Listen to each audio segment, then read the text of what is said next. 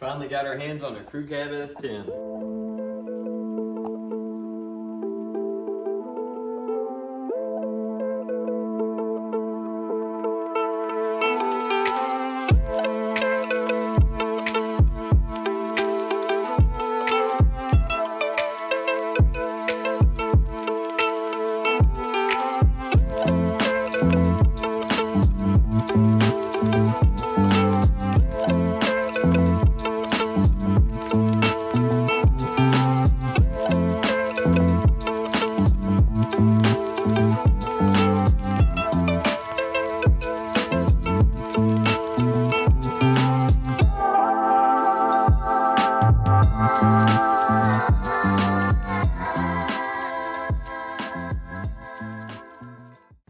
We picked this truck up in Bonneville, Kentucky off of Facebook Marketplace. It's got some mechanical flaws, some cosmetic flaws, but overall, I really think this truck will clean up nice. For starters, this thing has an engine tick. That's our biggest concern. We've got some other issues with it. The four-wheel drive doesn't work and the power steering doesn't work. Power steering has fluid in it, so we're assuming the pump's bad. Four-wheel drive doesn't work, and usually on these, the case is a bad vacuum line. We haven't got to test anything on it. We literally went to Bonneville, Kentucky the other night. It was snowing. We checked it out in the dark, in the snow, in the mud. I didn't crawl under it, so that'll be a surprise to everyone. And we made a deal, I bought it, we got out of there, and it's been parked here since. We're just now gonna go over it. This thing has 202,000 miles on it. Now, 3 out of 4 of the tires are bad on this thing. The only good one is this one, which is the spare. I am assuming that tire went bad on them and they had to put the spare on, but it did come with the original wheel and tire, and it came with a brand new tire to go on it. We've got these other wheels and tires that we're gonna go put on. These are Hankook Kinergy ST. The driver mirror's busted off of it. The driver door is dented in really bad right there. That's probably the worst cosmetic damage. The driver door panel is halfway missing. The dash bezel is totally busted up. Duct tape holding it in on that one side. And we also have a shallow dent right here, but it's pretty big.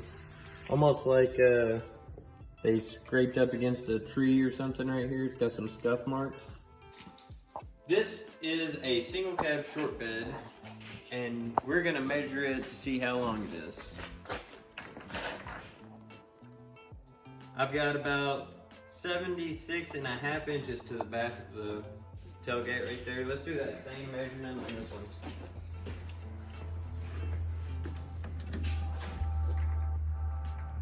58.5.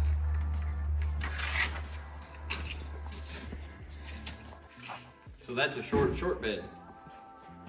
The rear bumper is totally rusted out across the bottom of it.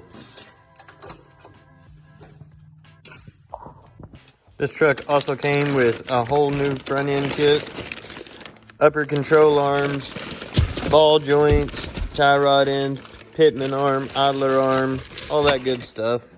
Brake pads.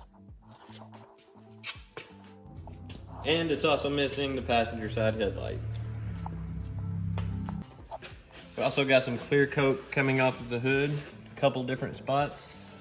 Also on that driver's side.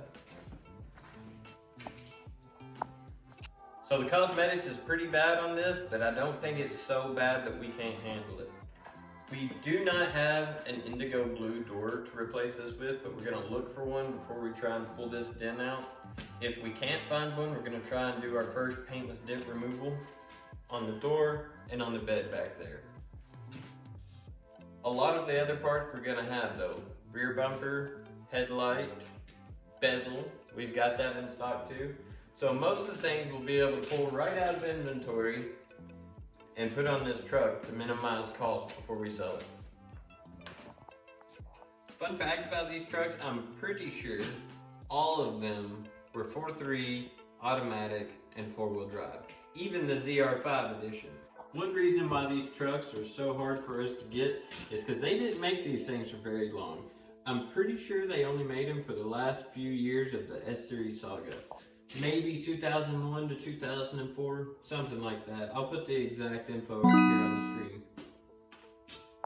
Now we're gonna get started with the mechanical issues. The first thing that we need to tackle with this is the engine tick. That's my biggest concern. The transmission fluid looks beautiful. I'm gonna go ahead and pop the hood.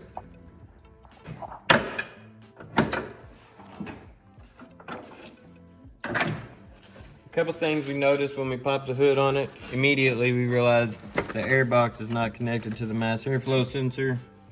The battery tray is totally loose down in there, not bolted down. When I got this truck, it was parked on a hillside. It was actually nose down on the hillside, and when I checked the oil, it checked extremely low. This will be my first time actually checking it on level ground.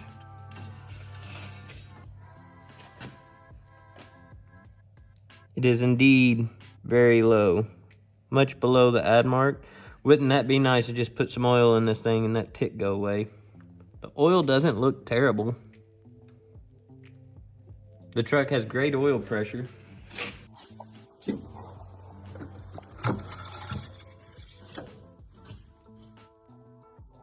Transmission fluid doesn't look too bad.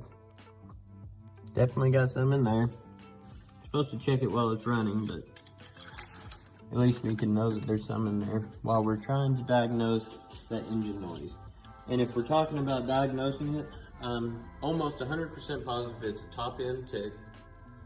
And I'm 90% positive that it's just a lifter making that noise. So today I got on YouTube, I looked around, and a lot of people was having good luck with engine oil additives. The number one thing that I seen people using was liquid moly. And I think it was specific for targeting lifter ticks. But I also seen somebody using Lucas motor oil stabilizer, and we've already got some of that in stock, so we're gonna try that before we go and spend money on anything else. So here's what we're gonna use. This is Lucas heavy duty oil stabilizer. And I'm sure you've seen the displays at like AutoZone and other parts stores. But just check out how cool this stuff is. Essentially, it's like honey. Look how stringy that is. Now, there was a time when I had 20 pounds of oil pressure in my LS swapped S-10. And I put some Lucas in there and it went right back up to 40. So, ever since then, I've been a pretty high believer in this. This stuff seems like it sticks really well compared to regular motor oil. I feel like it's really going to coat the lifters better. So we're going to try some of this. Maybe a quart and a half, something like that. And then we'll top the rest of it off with regular engine oil. And then we'll start it up and let it circulate and see if that tick fades out.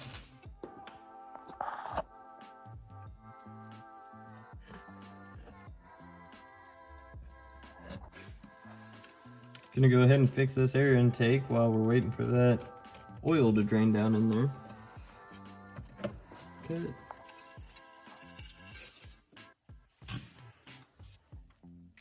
Still need some more, but we're finally in the safe.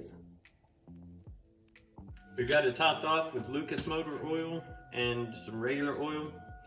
Now I'm going to close the hood a little bit, back it out so the tailpipe, all the exhaust is going outside, and then we'll see if that tick clears up. But I'll go ahead and leave the hood open so you can get a real good audio of it first.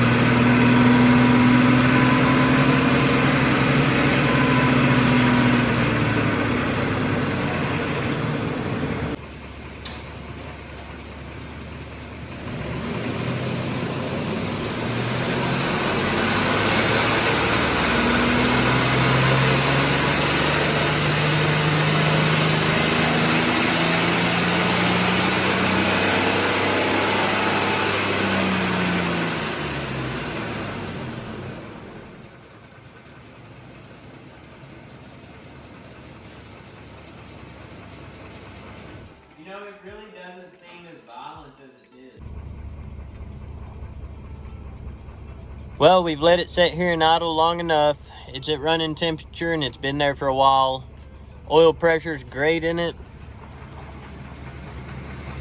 And it might have got a little bit quieter, but that tick is still there.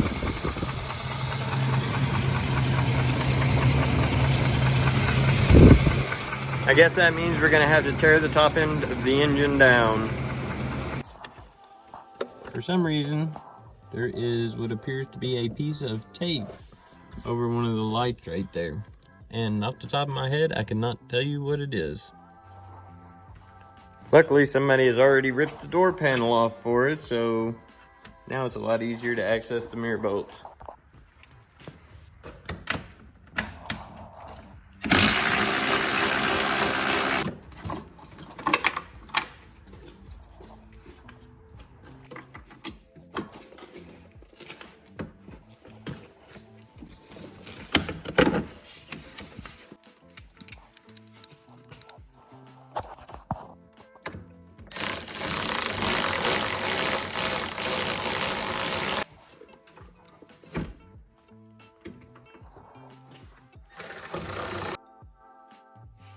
Well, the lifter tick's still slightly there, and I'm not satisfied with that. Even though it did get quieter, still not satisfied.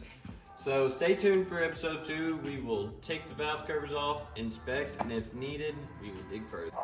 Now they did say they had been daily driving this, and my theory is they probably let it get a little too low on oil because it does leak oil. They probably let it get too low on oil and it developed a lifter tick. I don't know. That's my theory right now, so we'll dig into it and see what happens.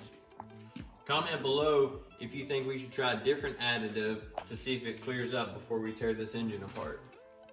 Make sure you subscribe so you don't miss episode 2.